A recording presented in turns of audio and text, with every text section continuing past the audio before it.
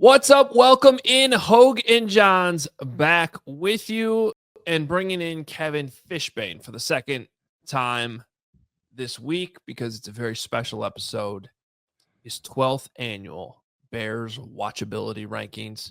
It's all going down. It's a big moment. This used to be a written piece that is now only heard here on the Hoge Jahns. It's a Hoge Jahns exclusive, and everybody cares about it a lot. Right, Kevin? You know, I didn't tell you guys this, but last year's was so successful that I had multiple Bears podcasts reaching out, asking if they could poach the watchability rankings for their shows away from Hoge Jahns. You know, I'm getting emails from something called Take the North. Never heard of it. Chuggo, who knows, what those guys are up to. They were asking for it.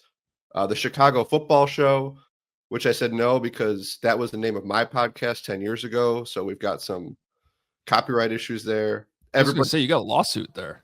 Yeah. Joniak probably wanted it for his podcast. But it wasn't intriguing enough for Hallis Intrigue?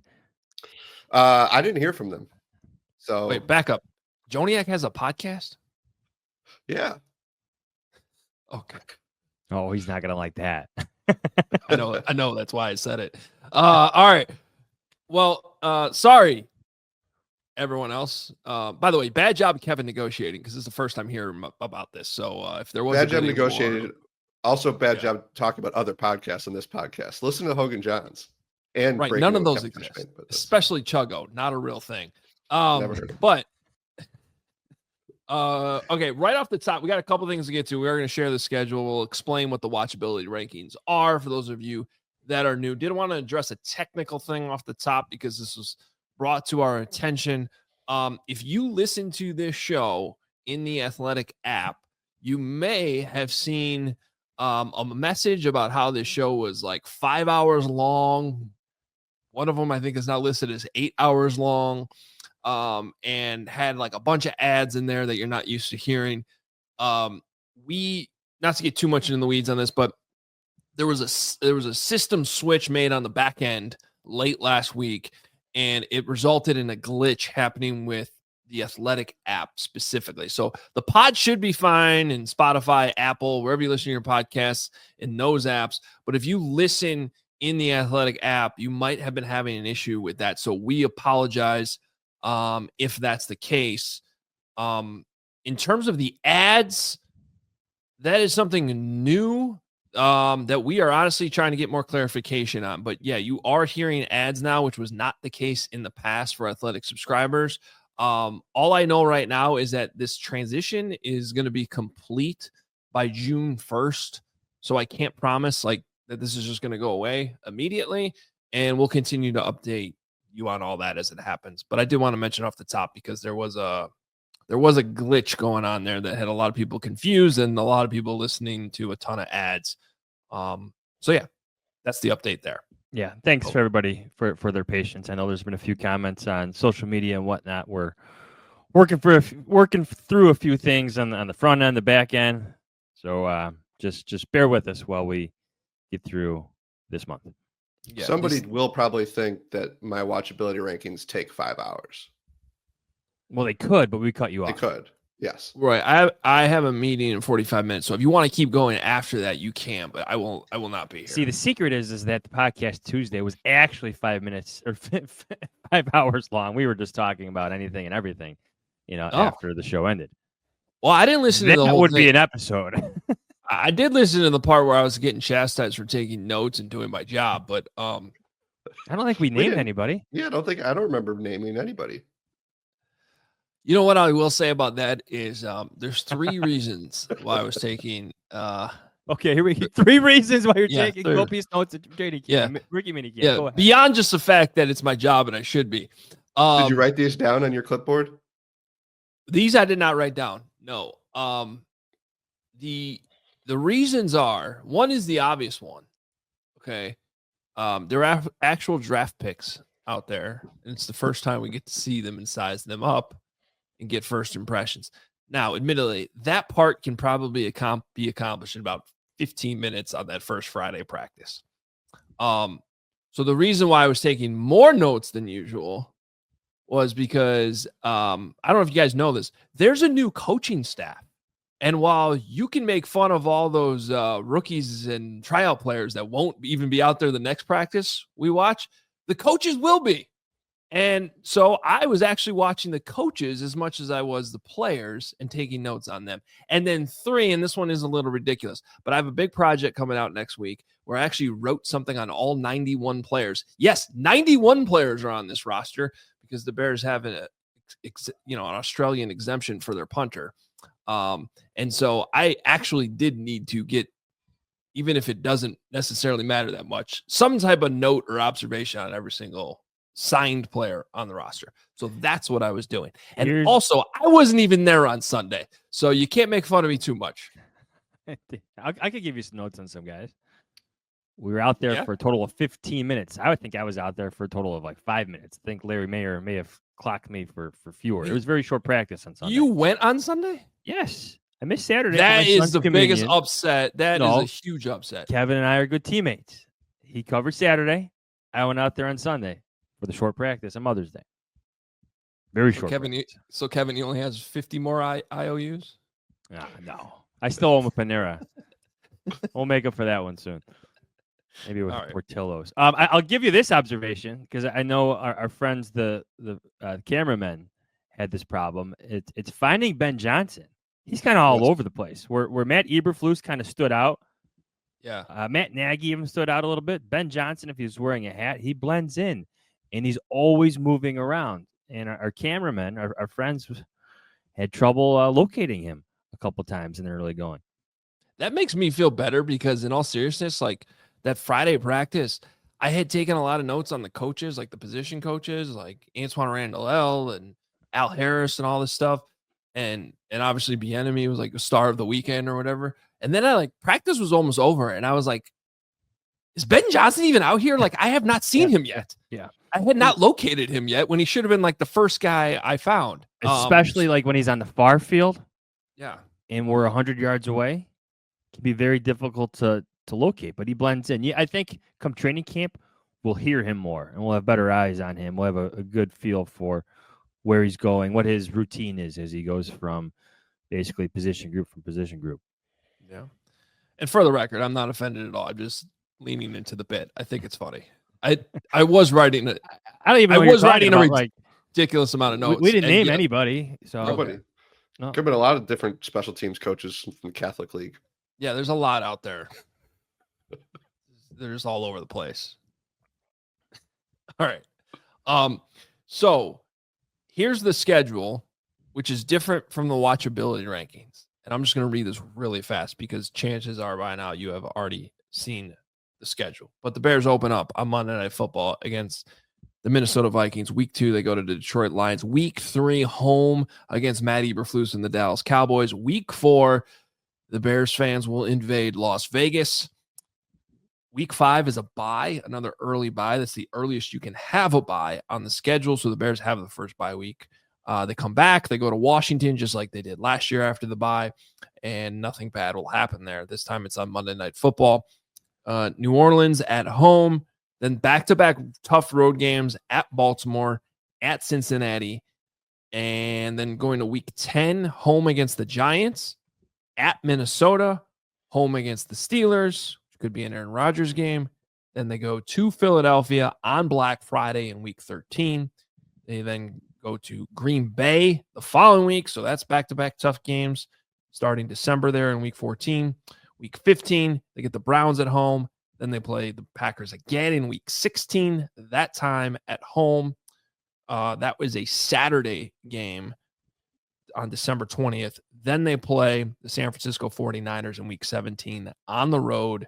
Sunday Night Football, red-eye it back to Chicago, and they finish with a tough but could be a big game against the Lions in Week 18. A lot of interesting games, which is why Kevin takes that schedule you just heard and ranks them in terms of watchability. Kevin, I'll let you explain it from there. Quick fun facts really on that schedule, by the way. First Bears Friday game since 1966. First time the Bears are ending the season with the Lions in a decade. 2015 was the last time that happened. First time the Bears are have a day game in Lambeau, third year in a row. And that's the longest streak since 98 to 2006. I believe every game there was a day game at Lambeau. First time they have 2 Monday night games before Halloween since 2012. Yeah. Good. Okay. Those are good fun facts. There you go. The watchability rankings. Do this every year. It's very silly. It's very dumb. I take it very seriously. So I came up with a scientific grading rubric that you will see on this whiteboard, those of you who are watching on YouTube. See my handwriting here. He's got a whiteboard. Got a whiteboard. I allocate points. Okay, prime time. A prime time game is worth 5 points. If you play a 2024 playoff team, that is worth 3 points. This was an interesting one for you guys. I almost texted you last night to get your take, and then I just decided to not. If the opposing quarterback is what I consider a marquee quarterback, like a big name, that's an extra 2 points. And that could get interesting as we go through these rankings. Oh, it's like a bonus. Yeah, like, for example, I consider Joe Burrow to be a marquee opposing quarterback. I did not necessarily consider Jared Goff, even though Jared Goff has obviously had a phenomenal past couple of years. I'm just thinking like, and again, we can get into this, but like when you think of the Bengals, you think of Burrow, right? Right. Well, if only the Athletic had some type of like quarterback tier. Oh, you know what? That would have been a great idea. Thing that they did every year. Yeah. Great idea for like I'm gonna write this. I'm gonna write this down on my clipboard for next year. Executives for insight. Yeah, someone should think of doing the anonymous to get real opinion. Well, okay, but here's the thing. As I'll get to that, I put Pittsburgh Steelers as a marquee opposing quarterback game. Rodgers would not be tier 1, but that is people will be interested to see in Rodgers versus the Bears, right? Oh, that's true. It's subjective. All right. Yeah. Again, this is very silly. I take it very seriously. I put 3 points on the Black Friday game, which also incorporates that you're playing the Super Bowl champs. Lions, I bumped up to 2 points for every Lions game because now you have the Lions are obviously a very good team. You got the Ben Johnson. If you play on Saturday, that's 2 points. Ben Johnson's return to Detroit. Wait, this is Saturday? It looks like Squish Day. Listen, none of us get into this industry for our handwriting. A late return. A late PM kick, late afternoon kick. That's an extra point. Latte kick. 1 point. Vikings is a point, and season finale is 1 point because, you never know if the season finale is going to be watchable. Okay. So using those rankings, we're going to start at the top. The number 1 most watchable game of the 2025 season is week 6 against Washington. Ooh. That was 10 points. Fun fact, when you hold that in front of your microphone, it muffles your voice. There you go. 10 points for Washington, number 1. What do you guys think? How many replays going into that game are you going to get of the Hail Mary? And then how many jokes off the Pope are you going to have accompanying that? I mean, it's going to be endless. Yeah. On our live show last night, Johns, we did a couple different categories, but one was our Bears got screwed game. And this was my Bears got screwed game. Because not only do you have what you just talked about, like the optics of the Hail Mary and all that, it's on Monday Night Football where like this game's going to be ISO'd all day. Like they're going to talk about what happened last season. They're going to talk about how it led to Ben Johnson. It's all this stuff is going to be showed a million times. And on top of that, you have a bye week before it. So it's 2 weeks of lead up to all this. So that was my Bears got screwed game. I actually have this down as a win for the Bears. Going through the schedule, I know they're not going to be favored. I know Jaden Daniels should have a very successful sophomore season. But just in terms of the buildup, maybe it's part motivation for the Bears coming into this one because of the Hail Mary catastrophe. I know there's going to be a lot of players in that defense that want to make up for what happened last year. So I got this down as a win. I don't know how you guys feel about it, but I'm trying to be optimistic, considering all the negative buildup, all the negative storylines that will be leading into this one. My initial thought was that it would be a loss. There's bad juju there. Juju Smith-Schuster's on the Commanders? Yeah, he is. I don't actually know where Juju Smith-Schuster's. Where is he? No idea. This just has the makings to me of like they okay, Kevin, this seems like something you should know off the top of your head. How many years in a row have they played Washington? They have played Washington. This is going to be the 4th year in a row, I believe. I think so. 3rd at FedEx Field. We had the Darnell Mooney game at Thursday night at home. That was 2022. Yeah, and then I think it's 3 straight in Washington. The Bears won big. Yes, in Washington. That was a night game. Yeah, that was like a Thursday night game, I believe. Justin Fields, I think, had a great game. Yeah. Yeah. I don't like that game aside. There's like bad juju with these games against Washington. I don't like it. And it just feels like, maybe there's a rival here building, and I just don't like the direction it's going with the Bears. See, like if Matt Eberflus was still here, if Shane Waldron is still here, if Doug Kramer is still getting handoffs at the goal line, like I think I could be on your side a little bit more, but maybe all the newness is where my optimism lies. I am curious, and we'll talk about it a lot that week. Like, I'm sure Ben Johnson is going to go with the, like, we're not talking about last year. Like, just, but I would just be curious everyone's going to be asking about it. Like, what's going to be the message from up top in terms of how are we going to handle that obvious thing that happened last year and now we're playing them? Just curious. Like, I mean, do some of those guys some of them going to use it as motivation? I don't know. Does Ben Johnson want them to? Doesn't matter. Well, I agree that this is a very watchable game. It'll be a big one. I mean, there's a reason why this got flexed to the late afternoon window last year. This same matchup. Just unfortunately, everybody saw it. This got primetime game, 2024 playoff team, and I consider Jaden Daniels to be a marquee opposing quarterback. Woo! What's number 2? So let's go 2 at a time because I can just flip the whiteboard. Okay. Number 2. Week 1, Minnesota. Week 1, Minnesota. Monday Night Football to open the season. First time the Bears are opening the season on Monday night since 1997. And number 3, and you guys can talk about these. We've got Week 16 at home against the Packers. That's the Saturday standalone game, which will either be late afternoon or prime time. And standalone, but also going up against the college football playoff, which is a little interesting. But, you got Packers, you've got the standalone element for a playoff team, and you guys can debate if Jordan Love's a marquee opposing quarterback while I redo my whiteboard. Can you do some investigative reporting on this one, though? Why is it 3:30 or 6? That I don't know. Like, I don't know what would determine. Yeah, because there's 2 games. So if they're just like, we don't know which one's going to be in the afternoon and which one's at night, I would understand that. But the 3:30 and 6 doesn't add up. If it was 3:30 and 7, that would be back-to-back games. But 3:30 and 6, that would overlap. So I'm just confused by that. Sounds like a question for Mike North.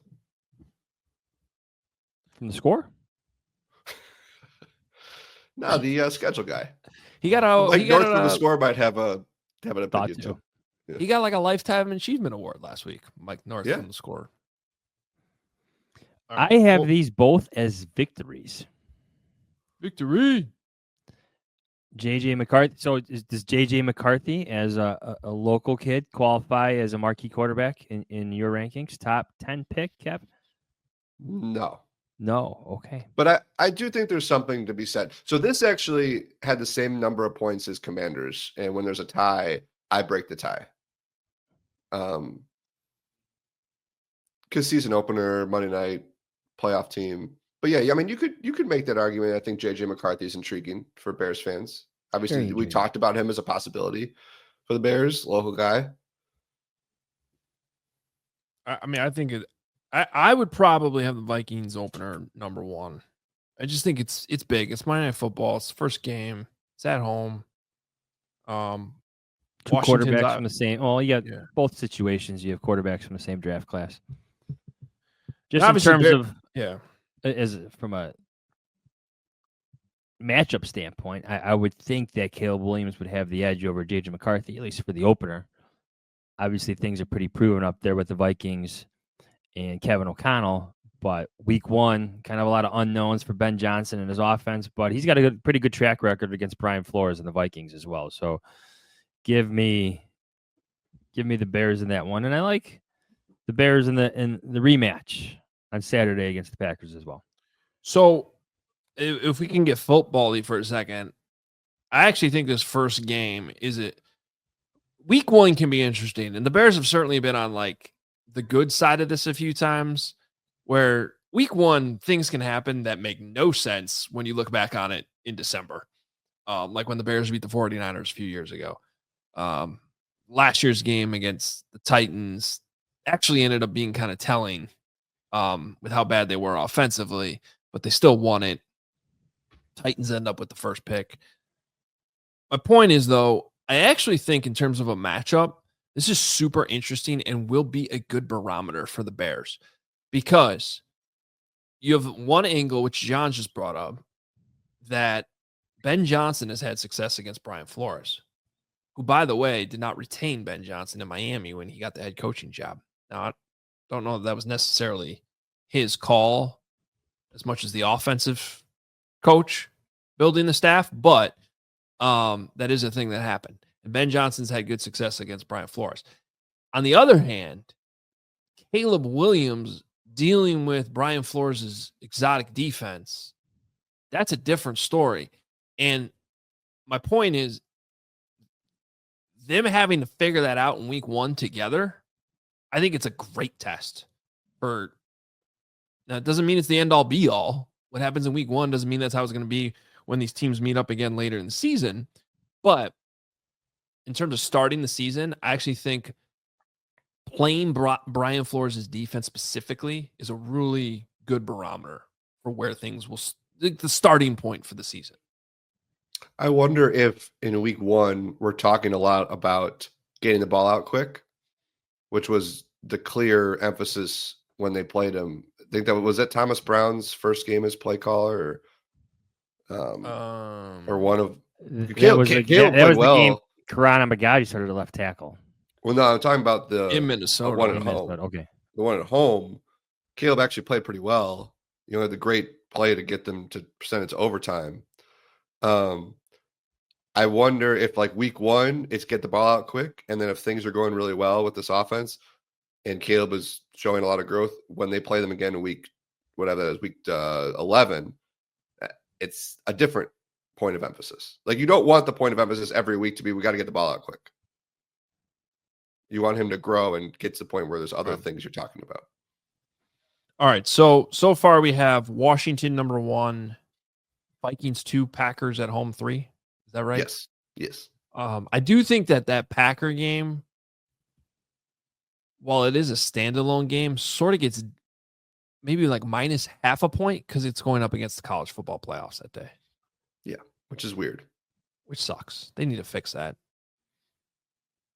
Well, I mean, the NFL doesn't care. No, they don't. They're legally the only loophole that they can, because there's actually laws, which is amazing. Yes. That the NFL cannot schedule games every Saturday. Otherwise, they would. And there's this loophole because the college football playoff has now expanded into the NFL's territory. Technically, it's the NFL's Saturday. So maybe college football needs to move things around. I don't know. It's weird. But personally, I don't like that the Bears are playing on that day when you have a college football playoff triple header. Hey, you could have Northwestern playing that day. You guys still here? Team number 4. Mike on? Game number 4 here. Can we get 4, 5, and 6 here real quick, Kev? All right, here we go. Game 4. Black Friday. Week 13. Eagles. Defending Super Bowl champs. Black Friday game. What else is on that day? Nebraska, Iowa? Big game. Yeah. Tip for that one: hide your remote during the game, because the whole reason why Amazon wants Black Friday and puts a game on Black Friday is they're literally targeting you with ads. If you are a Prime member, you can buy something with your remote during the game as it pops up on the screen. It's a true story. So hide your remote. Number 5. This is where I took a little liberty by adding a new scoring category, which was Ben Johnson's return to Detroit. So because I added that, week 5, Ben Johnson's return to Detroit, week 2, ranked number 5. I get how this could be confusing for people. 5th most watchable game is Ben Johnson's return to Detroit, week 2. Are you guys surprised this is just a noon game on a Sunday? Because I am. Yes. I thought for sure, like if I pre-guessed the primetime games, this definitely would have been on the list. Specifically where he's going back to Detroit. And it's a place where Flus got fired. Like you have you could show the highlight of the befuddled sideline over and over again from last year. Oh, that's definitely going to be a storyline going into that one. These are 2 losses for me. See, I think they're going to go in. I think they're going to beat the Lions for Ben Johnson in Detroit. I got them winning the. I'll save it for later, the end of the season, but maybe the build-up gets to the Bears a little bit. Maybe Dan Campbell has the answers for Ben Johnson, at least early on in the season as things settle in for Caleb Williams. Have you guys ever covered a Bears win in Philadelphia? It's a rhetorical question. We've never covered a Bears win against Philadelphia. Maybe you did in 2011, Hoge.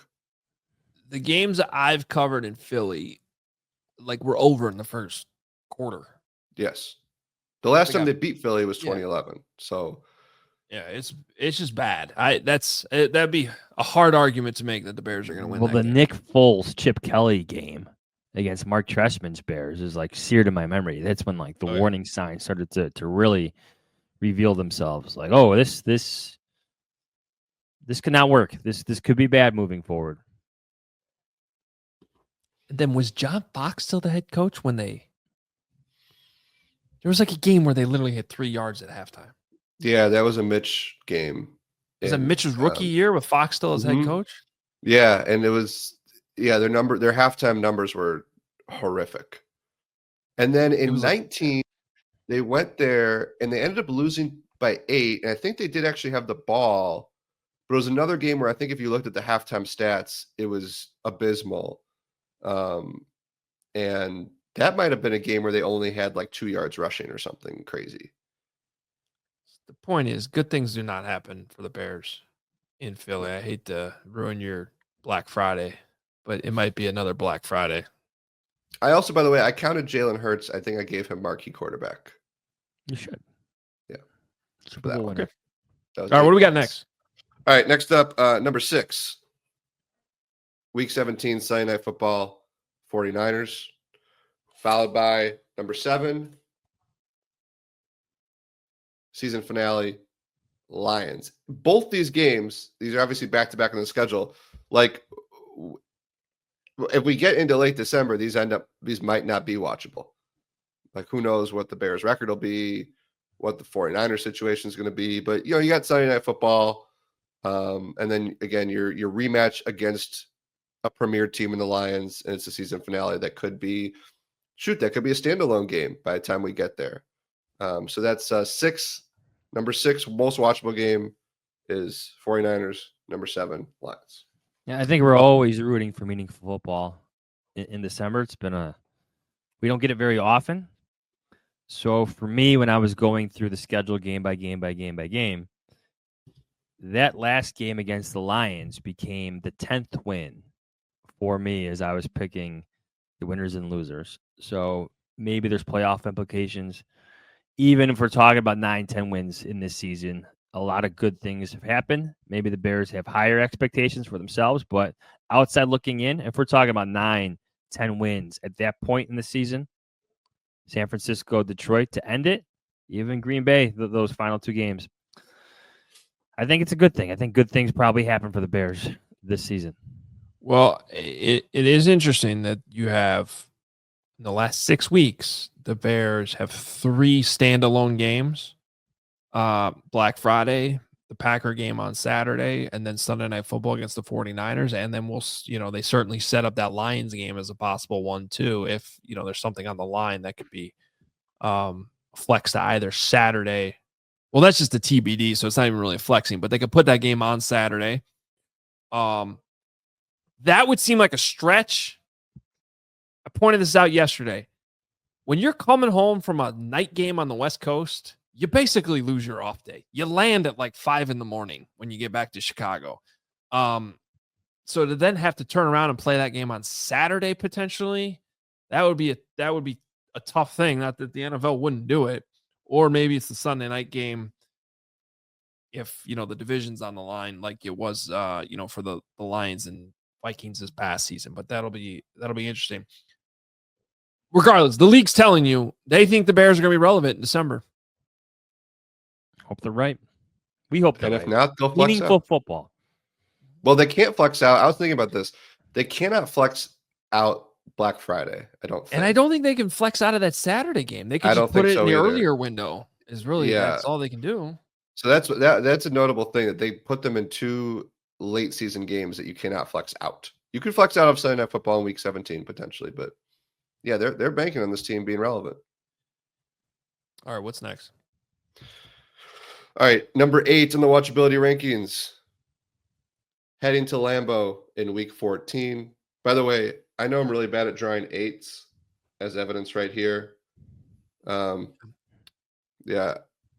I one time had like a perfect score on doing like those multiplication times tables when I was in 5th grade. And then I ended my streak because like the person grading it said it was a 6, not an 8. And I was like arguing with the umpire. But I can see why they thought that. The G needs some work too. Yeah, again, handwriting not my specialty. Number 9, Week 8, Baltimore Ravens. Bears' first game at Baltimore since 2017. Who can forget Mitch Trubisky to Kendall Wright on 3rd down and overtime to set up the game-winning field goal to beat the Ravens? Tariq Cohen threw a touchdown in that game. He did. I think Jordan Howard like a 50-yard run to set up that 3rd down. Or maybe the 3rd down pass set up over. I don't know, but that was that's all I remember from that game. We spent so much time breaking down that Mitch Trubisky semi-scramble and throw to Kendall Wright. Like, okay, this is it. He can make throws in key moments. Yes, it was a great moment. It was a great throw. I think we all wrote as a sign of good things to come. And Chicago Bears quarterbacks. Kev, in your research on the schedule, have the Bears, like, when's the last time they played the Packers twice within like 2 weeks? Like, just in terms of, I believe the 13-day span between the 2 Packers games this year. Yeah, it's a good point, Johns. I'd have to look that up. This is a recent thing that the league's been doing where they've been more comfortable with you playing division games twice in 3 weeks. I feel like it never used to happen. Mm-hmm. And now it does seem to be happening. Didn't the Bears do that last year with the Vikings? They did it with the Lions a couple years ago too. Oh yeah, I remember that. I don't know if they've done it with the Packers because you usually get I feel like we're so used to that early season Packers game. Last year was close. They played the Vikings twice in 4 weeks last year, not 3 weeks. Yeah, 2 games against your most hated rival in 13 days feels very notable to me. Because I do remember like 2 Packers games within the same month, but there's usually 2 games in between there.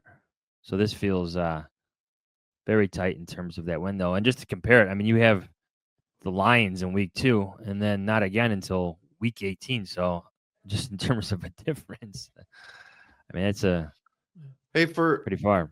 For the Baltimore Ravens game, like, again, according to my scientific grading rubric, I only gave it 5 points. I think I gave them for being a playoff team and having a marquee opposing quarterback. By the way, this is the first time Lamar Jackson's ever played the Bears. In 2021, you guys might remember that game. Tyler Huntley was like Huntley. Yeah, and they had like 5 other starters who were out, And I remember that was the game where you showed up at Hallis the next day and you're like, this thing is done. Like that was Yeah. such a horrible loss. But yeah, like you feel like playing the Ravens should be a bigger deal, but there's just it's a noon Sunday game. I couldn't really think of anything else to put on them other than the fact it's No, the I get Ravens it. and Lamar Jackson. If I were to do a confidence ranking in the schedule, like of games the Bears would win, which I'm not because we're doing the watchability rankings here. I would have the Eagles as least confident, and then this would be my second one, least confident, because this just seems like a really hard game to go into Baltimore. I feel like there's a better chance that they would go into Cincinnati the following week and put up some points on that Bengals defense. That's hard to name anybody, and the one guy you can name, Trey Hendrickson, might be on a different team.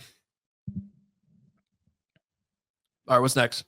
Number 10, week 12, Steelers come to town, which gets this boost because it could be Aaron Rodgers. And I think that would be notable for Bears fans. And it's the Steelers. That's going to be, first time Steelers are here since 2017, which was the Bears won that game in overtime, if I recall. Tariq Cohen had a big play in overtime. Oh, that was the game where Marcus Cooper dropped the ball or got the ball hit before the goal line. Remember that? Yeah, that was fun. And the Bears somehow won anyway. Number 11 at Vikings. And I will have to double check this. We have not covered very many noon games in Minnesota. The ones that they played, they ended the except for the season finale. there. Yes, Yeah, correct. like when they did the season 2 or 3 finale, times. Yeah, those were usually noon. Those were noon kicks, but we've had at least 2 primetime games there in a row.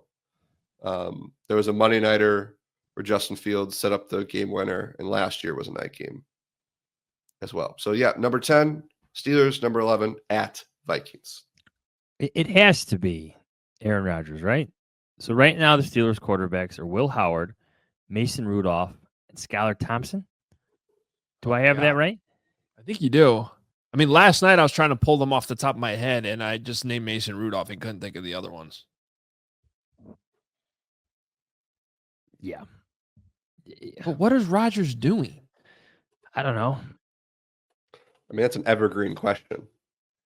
But then he hinted at some health issue or something. It's been weird. But that's what Rodgers does in the offseason, I guess. He might be an enigma. Yeah. Not funny. No. I watched the first episode of that, and then I didn't watch the other 2. Did you watch them? I watched the first episode. I mean, I should watch the next one, because isn't the next one they actually show the ayahuasca trip? No, I did start that one, actually. Was it good? I lost interest. Obviously, did not finish it. Yeah. I mean, I read the book. The book's great. But I feel like for the Bears on the field, even with Aaron Rodgers, this should be a potential victory. Steelers defense will be good. They're always a tough team. Mike Tomlin has never had a losing record. Maybe this is the year. You don't have a quarterback right now. Is Will Howard the guy? I don't know. This should be, at least when I was going through the 17-game schedule, as of today, as of this morning, I have it down as a win. All right, what's next? I also said win. I just don't think the Steelers are that good. But this is an interesting one because the watchability rubric, I feel like, didn't accurately factor this game. But number 12 is week 3 against the Cowboys. The Floos. Oh, I forgot about the Floos factor. I should have added 2. I should have added 2 points for the return of the Floos. Question: is there a Floos factor? Return of the Floos. I guess. I mean, does that make it watchable? So if longtime readers of the watchability rankings know, I used to have a category called revenge game, and I would do depending on the revenge, the level of revenge, I would give it 1, 2, 3, 4 points. So the Floos revenge angle, how many points would you theoretically add? Is that? I mean, here's the thing. not to deflect the question. What matters more than the quote unquote revenge? I don't know what he's getting, like revenge on his barber, or like what? Or Flus's return. Maybe Yeah, it's a yeah. better. What actually probably matters is he gave Ben Johnson some fits. Like the Bears defense Yep. played the Lions pretty solid until this past year when they didn't have Andrew Billings and they couldn't stop the run. But when we talk about the Bears right now, we talk about the biggest concern being the run game. Now, I will say this about the Cowboys. If you've been following what they've been doing, they don't have anybody on the interior of their defense. So I don't really know what they're doing there to plug up their holes on the inside of their defense. So it's tough to gauge how much the Bears will actually be able to run the ball right now. But that if they can't run the ball, then there's a really strong argument that could be made that Matt Eberflus and that defense will match up well against the Bears in that game, and it's not going to be easy. And he's got a lot of information on the current roster. It's true. This game, it's a late afternoon kick on Fox. It's probably going to be the Brady game. So I guess that kind of adds something to it for those people watching at home. It is the Cowboys. I just maybe that should have been a little bit higher. And then it's followed by, Week 9 at Cincinnati. Outside of the Burrow thing, there's just not a ton to. Well, what if Trey Hendrickson's on the Bears? That would add a fun revenge angle. Yeah, right now I agree with you. That's a fun game though. We could see a lot of points. I don't know if I want to get on a shootout with Joe Burrow, but it would be a fun game to watch. I'd say that. But in terms of Caleb's development, I would love to see a shootout with Joe Burrow. Like those are the games that quarterbacks have to make plays. That's where you want your Josh Allen-like performance. That's where you want your quarterback to be a superstar, to play hero. So if that happens, even if he loses, I think it's a good experience for Caleb Williams in the second year to have those experiences, to have those moments, to be the hero or the player he thinks he can be. I wonder if that game has flex potential.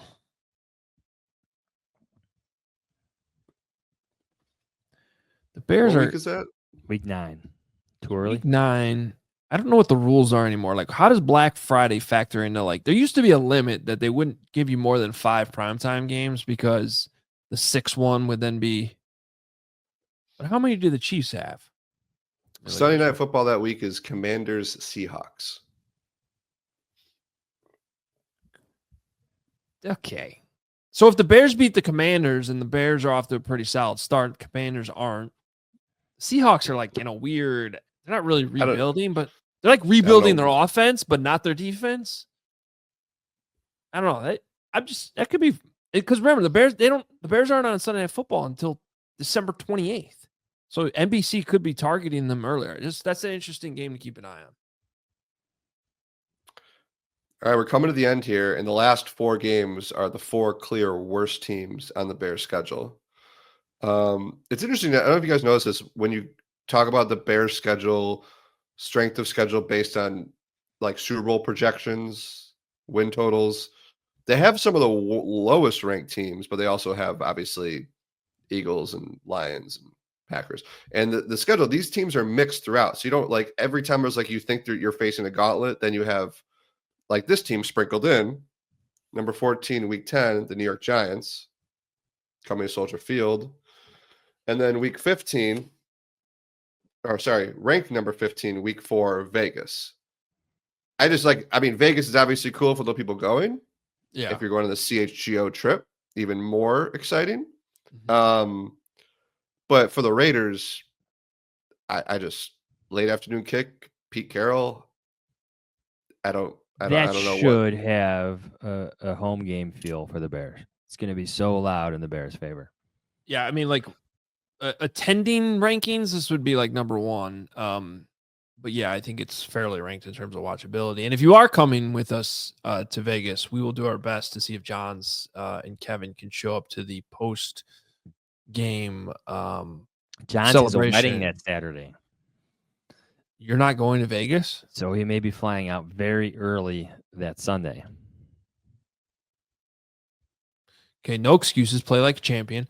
Because I believe John showed up to the party last year. After the party. Basically, Yeah, everybody was gone. Everybody was gone, pretty much. Except for like 10 people. But there was picture proof that I was present. Yes. We're there. We're there. For the Giants, so was that's true. I actually gave the Giants some marquee opposing quarterback thoughts because if Russell Wilson is starting, I think that's still like interesting that it's Russ. And I would even argue if it's Jackson Dart, I think it's kind of interesting to face. I think is it the only rookie quarterback? But Tyler Shuck, we could get to him shortly. Can I counter argue? Yeah. Jameis Winston's my favorite quarterback to watch on that team. Put him out there. I love it. I love the entertainment. He's going to make plays. He's going to throw you the ball too. I will watch anytime Jameis Winston's on primetime. I will watch. I love it. You just don't know what's going to happen on any play. It's fantastic. So your last two games. Wrap things up.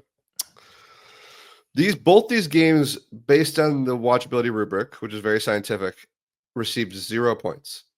Ooh. A Blutarski, if you will. Week 15, Cleveland Browns. Now, let me finish up. Week 7, no. Just no. New Orleans Saints. The bye week is ranked higher than this one. I mean, what could you say about playing the Saints right now? If Derek Carr was there, you could Derek Carr, Dennis Allen, Dennis, but I got nothing to say really about the Saints. The Browns, though, I mean, shoot, if Shedeur is starting, then we could have a conversation about moving that up. But as of now, and I actually wrote about that. You wouldn't give the same buzz for Dylan Gabriel? Johns, did you know who? He just for your listening to the podcast. Kevin just held up the no sign. You knew who Dylan Gabriel was before the draft? Mm-hmm. Okay. I barely did, and I watched Oregon like 6 times last year. Super fun to watch in college. I don't know what to make of his. Like, I don't know what to make of Tyler Shuck either. I just don't know what to make of these guys. The thing about the Browns game, and I wrote this in our schedule analysis that's up at The Athletic, is you look at that. We talked about those 3 games in a row to end the season. This is the game right before that. Like, they have to win this game. I mean, they should win it, but you can't stumble against Cleveland as you head into the Green Bay at San Francisco, Detroit triumvirate to end the season. And you can say the same thing about the Saints and Giants games based on where they're at in the schedule. Yeah. Like I said, the toughest stretch is week 6 through 9 when you have 3 road games in 4 weeks. Nice. Against 3 playoff teams. At Commanders, then Ravens and Bengals. But in the middle of that is Saints at home. You have to win that game. You should win that game. You should win. You have to win. You should count those as your wins as you're trying to build your playoff case. Both those games. But that's really where like last season went astray, right? Like, because you had that awful thing that happened in Washington, followed by 2 winnable games. One that I would put on the same, like basically the same level as the Saints game.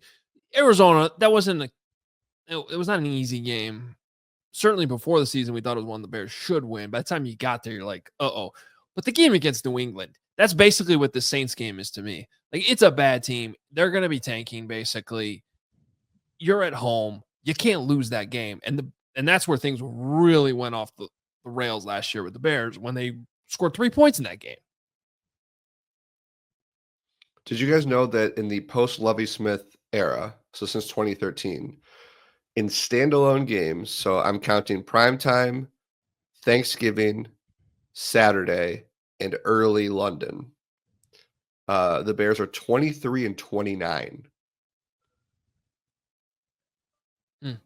And that's got a boost because I think they're like 3-0 on Thanksgiving Day, or maybe 4-0 on Thanksgiving in that stretch. I don't know if Bears fans listening to this just had the same reaction as me, but my reaction was that's actually better than I would have guessed.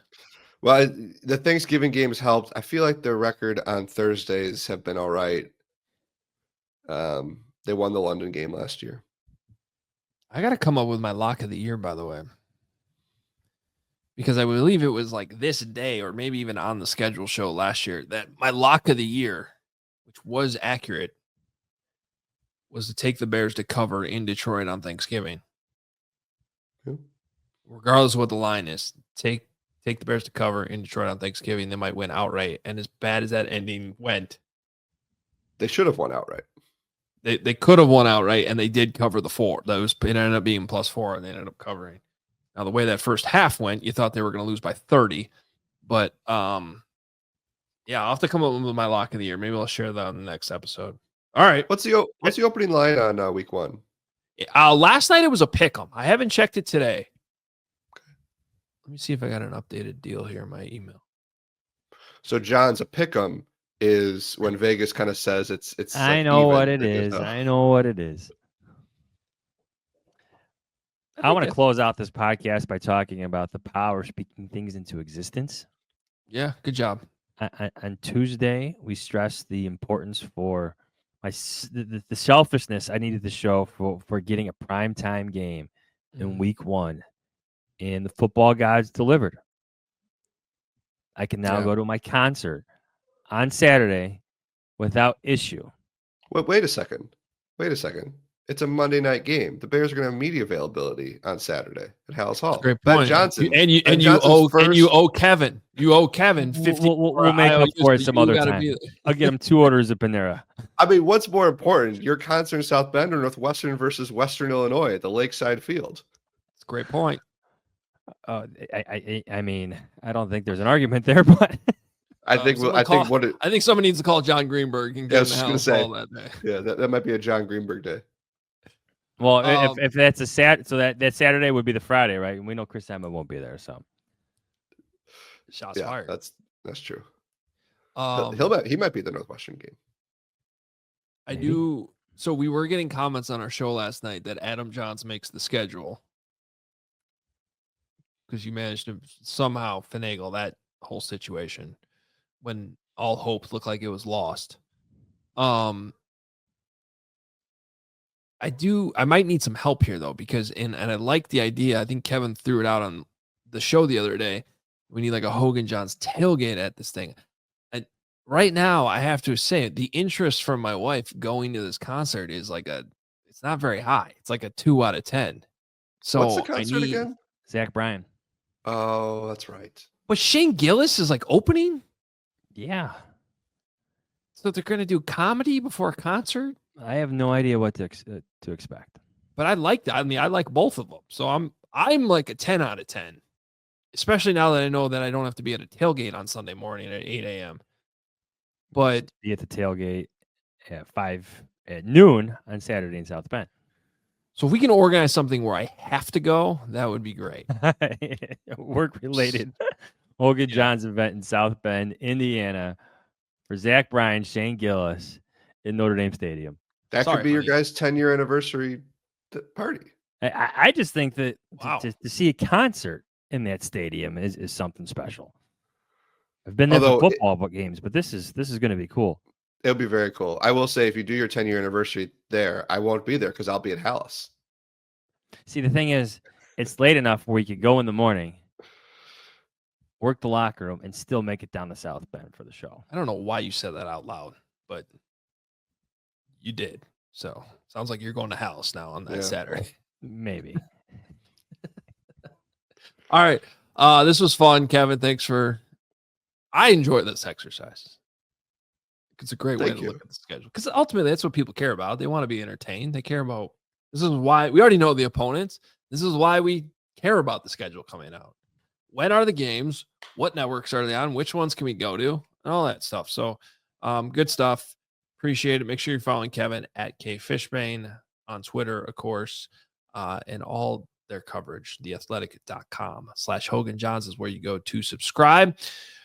Follow me at Adam Hoge, Johnsy at Adam Jahns, the show account at Hoge Jahns. We're also on Instagram. All of our merch available at HogeJahns.com. We'll be back next week.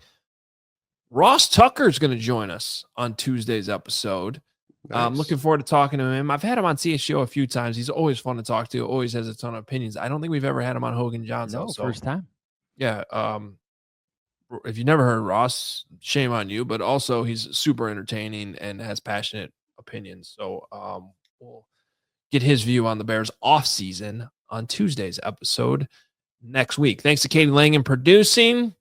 Hope everybody has a great weekend. We will talk to you on Tuesday. See ya.